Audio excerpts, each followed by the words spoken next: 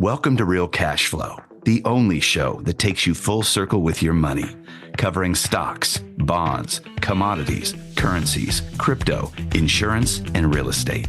I'm your host, Andrew Michael Arroyo. Let's get started. Welcome back to the show. Today we have a special edition. We go 360 with your money. We take a look at every single asset class and we conduct technical analysis. We take a look at charts to see what's happening in the price action, where the prices are today, and what the investment opportunities are for you. I am joined today in the studio by Jason Riehl, Chief Technician in-house. Jason, welcome to the show. Morning, Andrew. Glad to be here. Excellent. And this is an episode I personally look forward to because I'm making decisions on what to do with my accounts right here and right now. And we're going to start with the stock market indexes. We like to take a broad macro view first, and then we're going to drill down onto specific investment opportunities.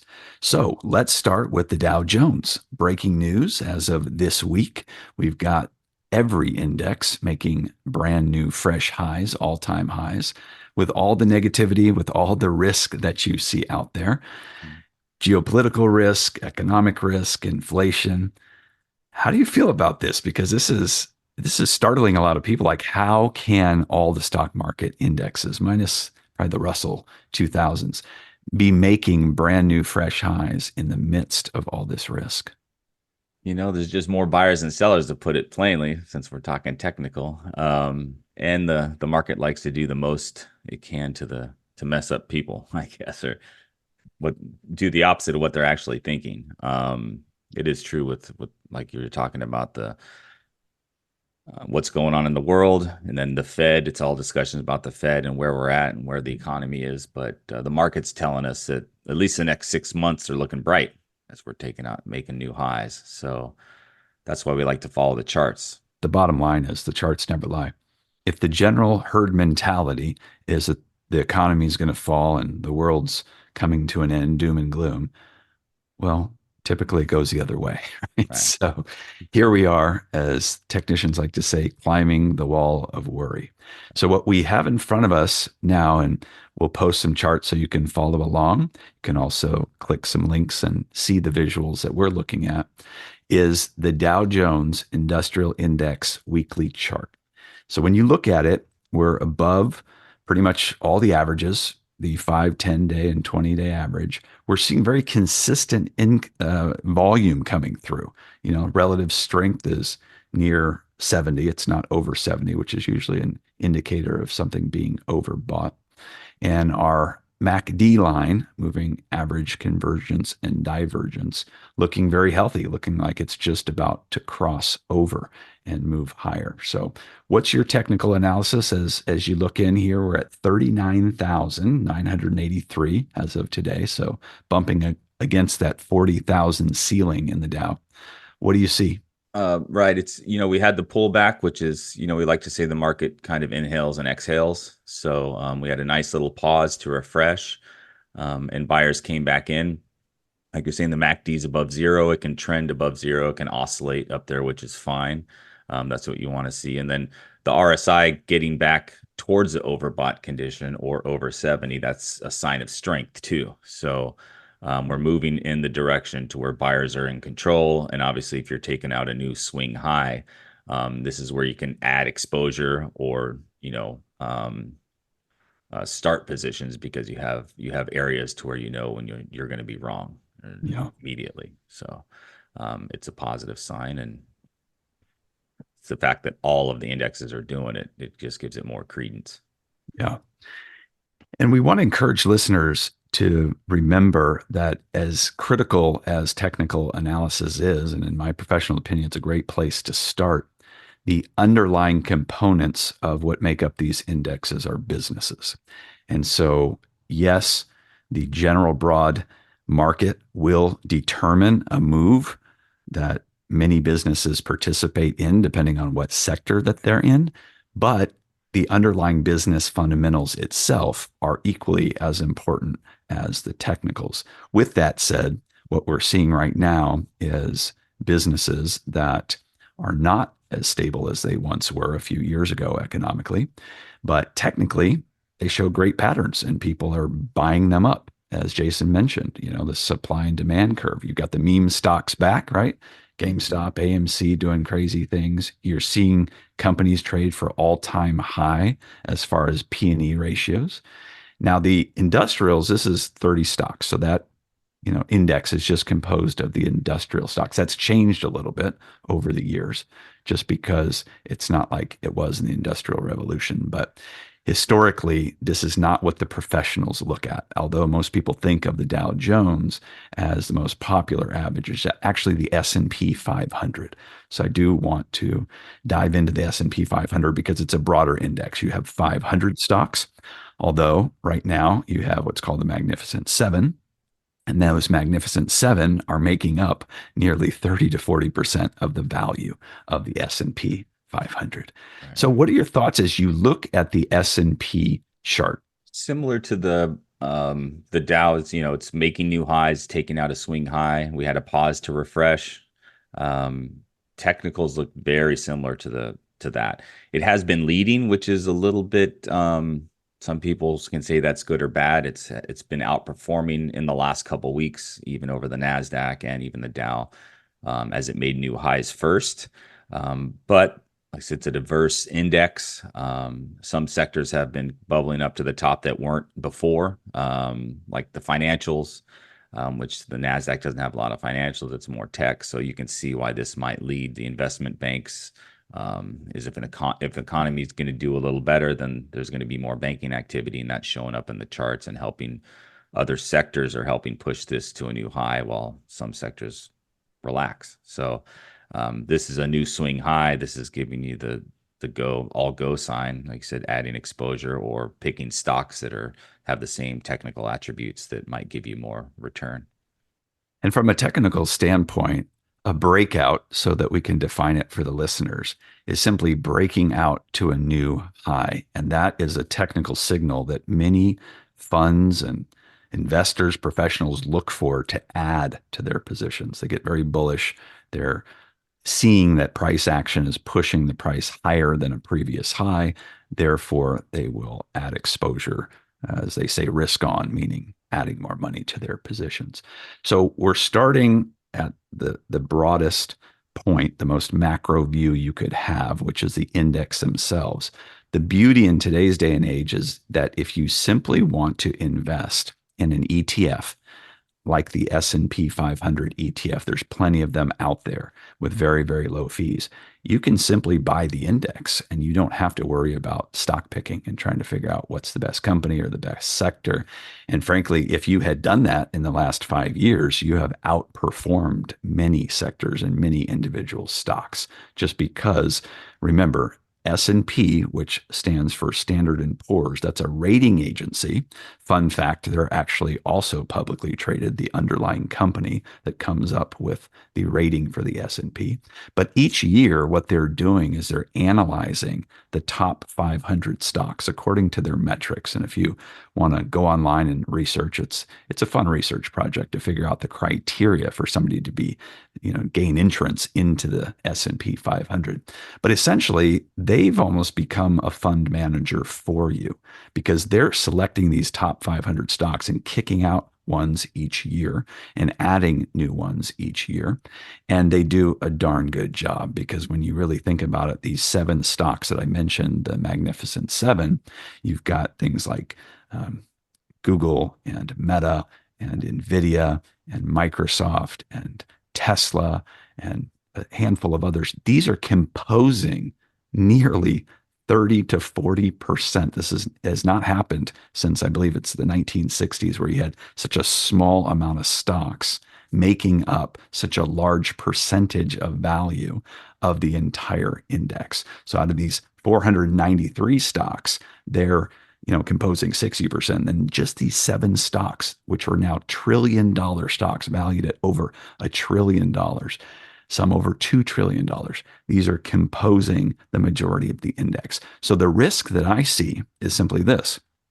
In the event technology turns sour And it doesn't mean the earnings turn sour, but the price to earnings, what people are willing to pay for those stocks, goes down. You could see a dramatic decline in the entire S&P 500 index because of the overweight of these seven stocks. So Jay, I do want to get your thoughts on this because we'll do a separate show. This is our 360 show where we go asset class to asset class. But we'll do a separate show really analyzing the impact of the Magnificent Seven or technology at large. And if there was a turn, what price targets we would see the S&P falling to.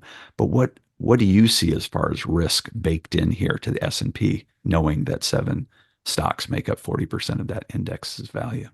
Yeah, there definitely is some risk just based on the weighting, just because of how much, like you said, how much weighting they have in this particular index. We did have some the first quarter and part of the second quarter, we had a good opportunity to see some rotation because as these big stocks took a breather, you can see even in this S&P chart we're looking at as we pulled back from 5,200 back to 4,900. At the same time, there were other stocks making new highs. So, there's always stuff rotating, but is if you as the market broadens or the rally broadens, it's a good way to it helps buffer that technology pullback if those big stocks aren't as appealing to investors based on, like you said, that what do they want to pay for those earnings, the price they want to pay for those earnings. So it can have an effect, but if you have other stocks in the market that are performing, then that helps get this rebound that you're seeing now. And the Magnificent Seven, they didn't pull back too far. Some of them pulled back. Some of them they were themselves they were rotations. As Apple pulled back, Amazon and Google were still at highs. So it was a healthy rotation. But if and when the time does come that they do pull back, then yes, it will have a heavy weighting, and it'll definitely drag the price of this S&P down. So um, yeah, it's something to keep an eye on. But as the economy does better or the stock market does better itself, there's other things that like you said we'll get into. But it's not indexes are good indicators for the overall market, but there's stocks underneath that are still performing well and outperforming the index to where you can still make money. But it's good to keep an eye on the big guys because they tend to lead and they lead the sentiment too. So. Okay, moving on to the Nasdaq 100. Traditionally, all those tech stocks that we just mentioned would be included in the Nasdaq 100 rather than the S&P. But as technology has reshaped the world and is such a big piece of the economy at this point, they are now included in both the Nasdaq 100 and the S&P 500. So Nasdaq, incredible, making all-time highs. It comes with volatility. So what we're looking at the chart here today, we're at 18,653.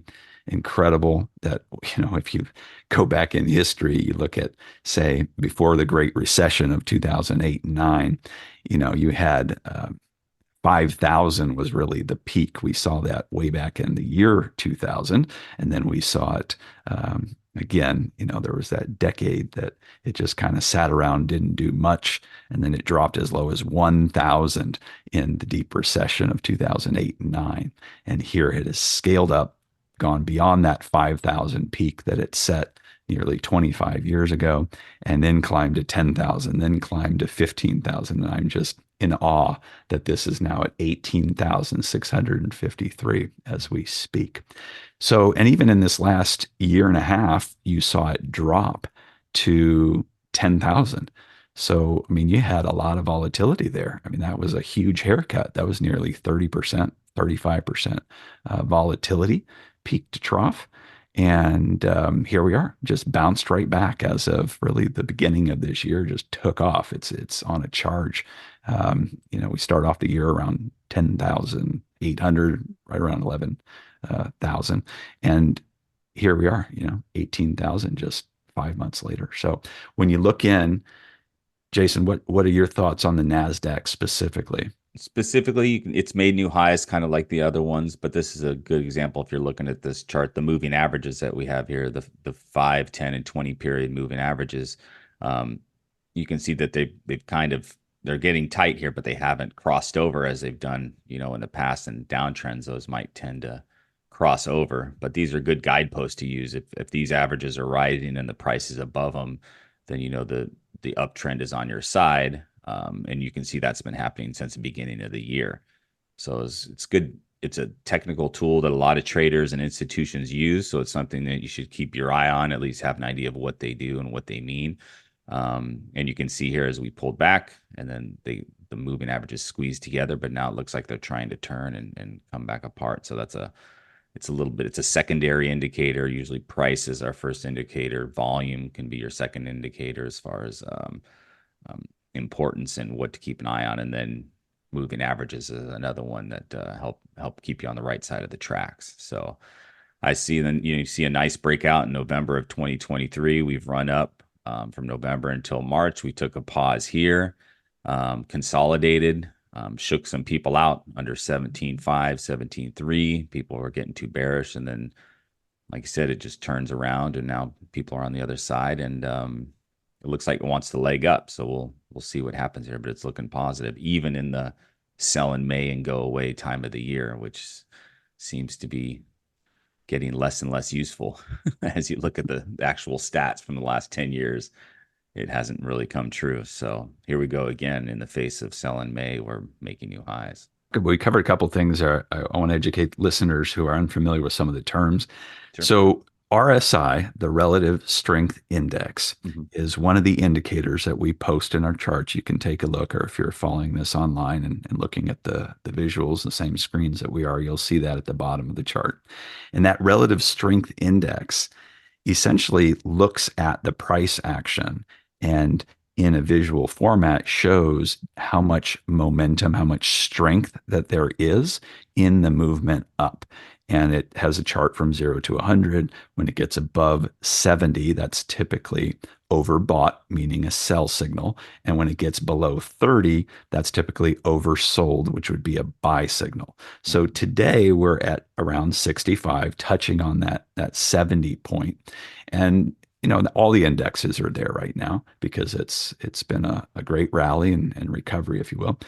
But even when it pokes above 70, you will see it extend. For example, if you look at the middle of 2023, June, July, and August, it hung out above 70 for nearly 3 months. And that was really where a lot of the money was made if you were in the indexes. And this applies to individual stocks as well. Mm-hmm. The other thing that we study is the volume. And so what we're looking at is a moving average, or just going back the last 60 days, the last 2 months, seeing what is the average volume. And that is displayed with, on up days, you've got your in our case, our charts are black and red for the volume sticks. But in up days, you got your black sticks, and down days, you got your red sticks. But what we're really looking for is unusual volume. So either really light volume, which tells us, yeah, the prices might be moving up, but that's not backed up with real volume. And volume is just the total amount of trades that happened on an individual stock or an index on a daily, weekly, or monthly basis. And then when we see spikes in huge volume, that typically will earmark a temporary top or bottom. So that is that analysis. On the main charts, what you'll see is we always have moving averages, and pick your flavor. I like 5, 10, and 20 day. Now, I'm more of an investor and longer term thinker, swing trader. If I am trading, I might be trading weeks at a time, sometimes months at a time, but I'm not a day trader. So take that in context. You have to determine what style of investor you are and paint your charts with the attributes that are going to match your investment preference. And then finally, we look at what's called the MACD, which is MACD, which is the moving average convergence and divergence line. So with those moving averages that are painted on the chart, which essentially just give you a visual to see, are things going up, they're going down in a line rather than the sticks, is when it's converging, that means the moving averages are coming together, they're being squeezed together. that many times can indicate a rollover, a change in direction, versus when they're expanding, they're opening up. That typically is very positive if it's going up and very negative if it's going down because it's very sharp price action. So we try to keep the charts for the listeners as simple as possible. You can get very advanced, but I did want to bring that to light so that you understand if you're going to be an investor, a serious professional investor, you are going to have to take into consideration technical analysis. Okay, let's wrap up the indexes and let's talk about the Russell 2000. So the Russell 2000 is composed of small cap stocks, very broad index, right? 2,000 different stocks compose this index. It has suffered a bit in the last few years. Typically, the Russell's a small business. They lead the economy and they're the most volatile index. And because it's so broad, it demonstrates the health of an economy, especially on the small business front. But in this last bull market run, the S&P 500, the industrials, the Dow Jones, and the Nasdaq have really stolen the show. And the Russell 2000 has lagged. We know that small businesses in America are suffering with the high interest rates. Jason, when you look at this chart, why do you think that we've been stuck in this sideways holding pattern? Although I mean, we're not even breaking out. We keep hitting this ceiling and pulling back right around the 2000 mark. I think we're up to 2100 as of today on the Russells. But what's your analysis? Right, right. Obviously, why is tougher to figure out than what is happening. So technical analysis forces you to look at what is happening, which is better when you're trying to deploy money, because usually we don't find out till after the fact why the market did what it did. If we're looking at this weekly, it's about a 2-year chart on the IWM. You can see it's been channeling basically between the 160 and 190 area for a good year and a half or so. We're in the process. Overall, the chart looks neutral. It's kind of in no man's land, but we are in the process of putting in what looks to be higher highs and higher lows since the end of December and into this year. So this, to me, the chart is getting more constructive. Um, as you see, it was channeling up until December, and instead of going back down to 160, buyers stepped in at the 180 and 190 level. So now your support level is becoming higher. And then instead of getting sold at the 190s or 200s, we poked into the 211. So we're slowly putting in higher highs and higher lows, which is just, you can see the price points on the chart. So that's a positive technical trend for getting higher. So like the small businesses have been struggling. You can see that in the chart. If we look back, like you mentioned, higher rates. You can see why during this whole time rates have been getting increased by the Fed. Tougher to borrow money, maybe tougher for some people to purchase the items that these companies are selling. So investors haven't had a lot of conviction in the entire sector, and they've just been trading in and out of it. But it's slowly getting constructive. So this is a neutral chart on this weekly time frame, slowly turning into a more of a bullish bias since we're getting out of this trading range and buyers step in at higher levels. So constructive. Excellent. And for the listeners, what I want to give you is actionable items. It's great to do technical analysis and see where markets are and hear opinion on charts, but at the end of the day, you have to make decisions with your money and where to place your money. So I want to give you 4 ETFs that you can take a look at. We will put links in the show notes so that you can click on it. And these are the ETFs, exchange traded funds. It trades just like a stock in which you could buy the whole index. And my recommendation, again, full disclosure, you have to make your own decisions. Although I am a registered investment advisor, this is opinion and analysis. It's not investment advice unless you're a client. And, these 4 indexes that I'm going to mention, these ETFs, this is where the foundational portion of your portfolio should be built. You should not be speculating into cryptocurrency and all these exotic stocks or speculative small cap stocks until the foundation of your portfolio is built on something that is stable like the actual stock market index. So for the Dow Jones, you have DIA. That's an ETF that you can go look up. For the S&P 500, you can look up SPY. For the Nasdaq, you can look up QQQ. And for the Russell's 2000, IWM.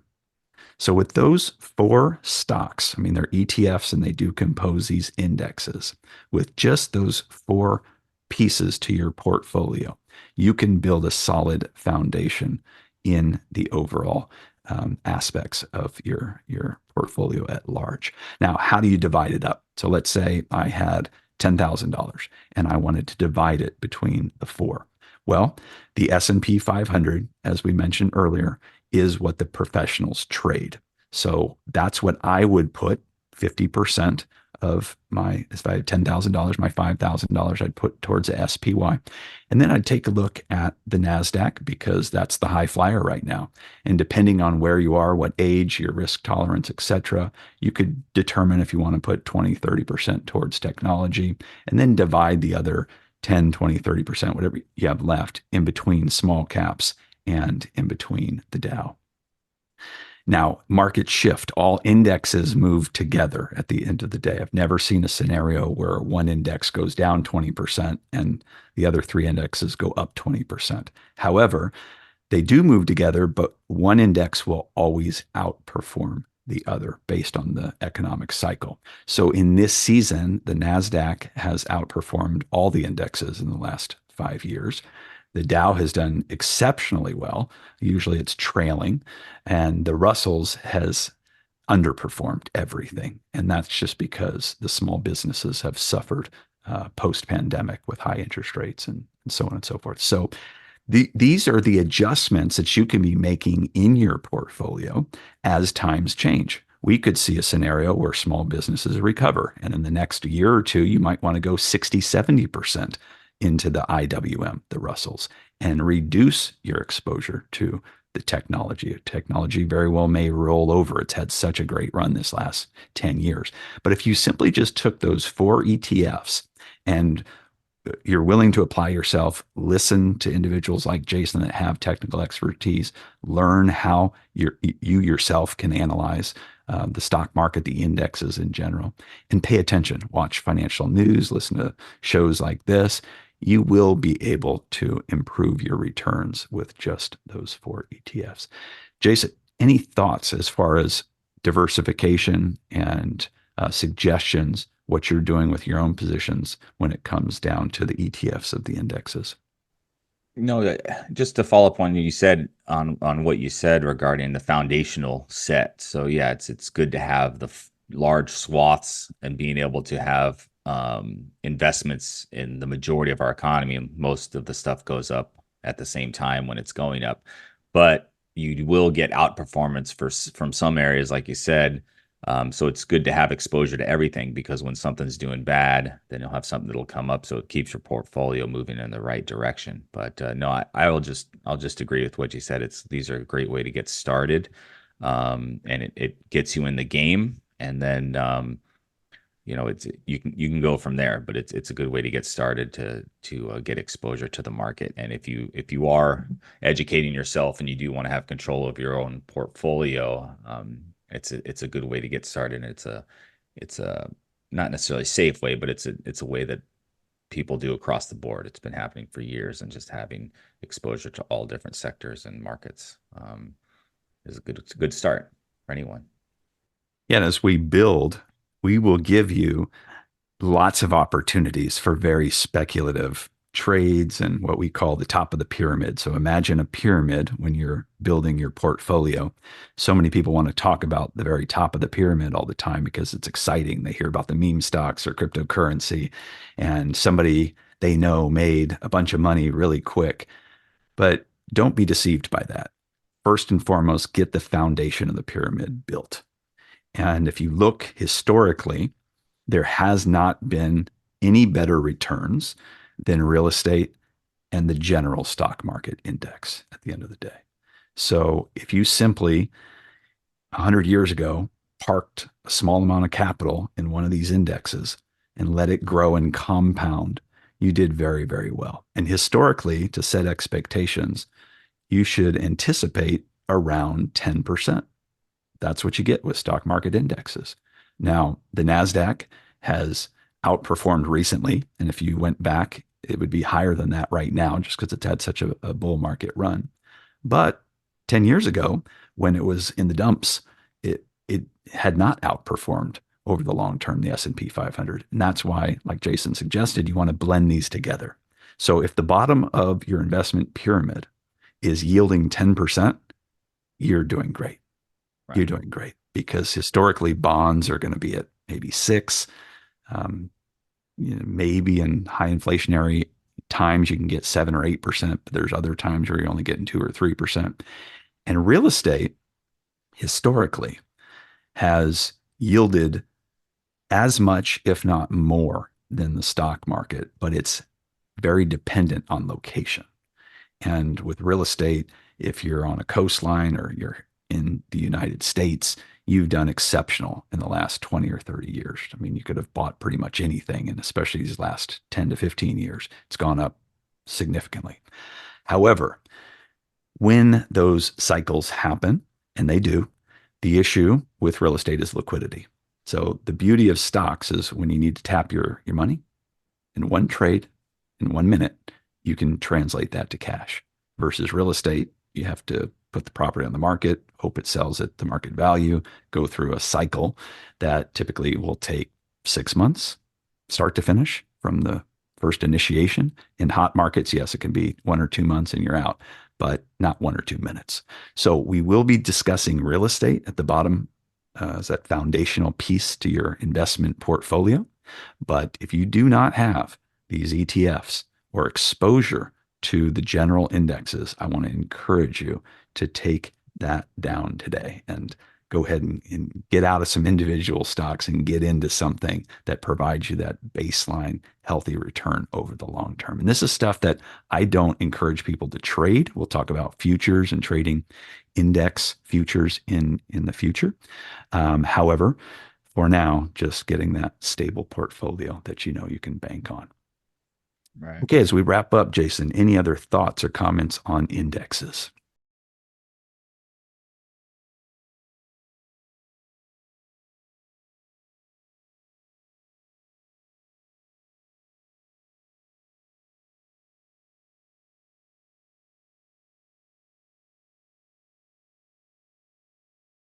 I just want to piggyback on your saying that outperformance in the past, the tech has outperformed S&P, and things can kind of change, and it's good to have that exposure to everything because things do change and you don't know when they'll change necessarily.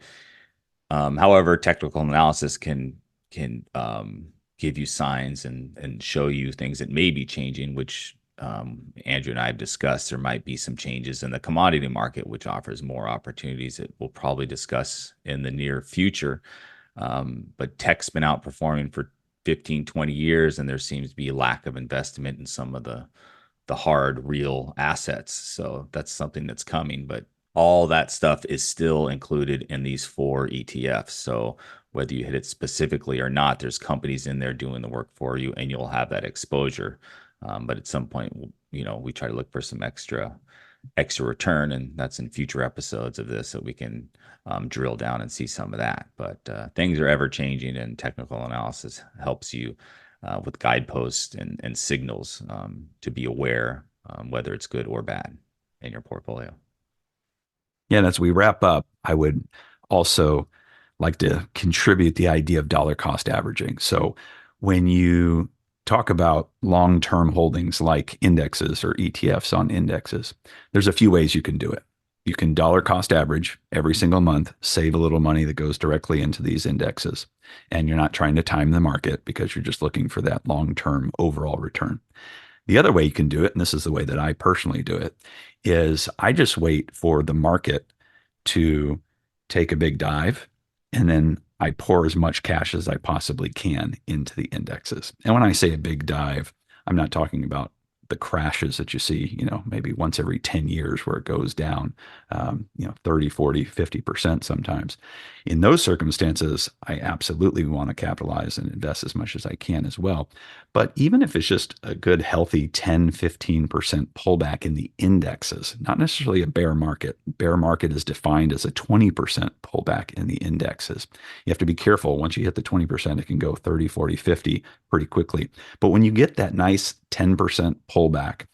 If you are dollar cost averaging by simply doing an extra contribution that particular month, or if you have a lump sum that comes your way through some other business venture, and the price is at a discount, that's a great time, because remember, these are for long-term holdings. So you're not trying to time it to sell it next week or next year. You're just simply lowering the average cost that you have at all times and continuing to add to it. The other thing to take into consideration, which is great, is these pay dividends. Not all of them, but most of them, most of those 4 ETFs that we gave you.